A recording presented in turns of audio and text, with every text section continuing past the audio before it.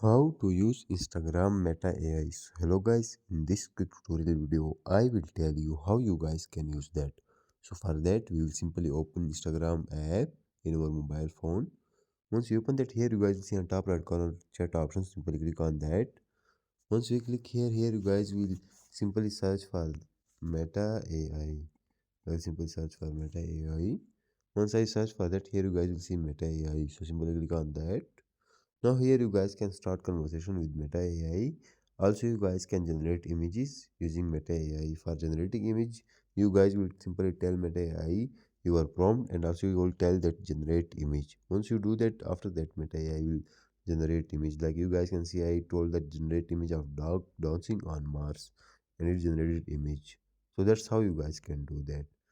For using Meta AI in your custom chat, you guys will simply open the chat and here you guys will simply write at the rate. Now you guys will simply mention Meta AI and now you guys will click on OK. Once you click on OK, here you guys can ask any question to Meta AI and it will show to the person and you. So that's how you guys can do that. Thanks for watching.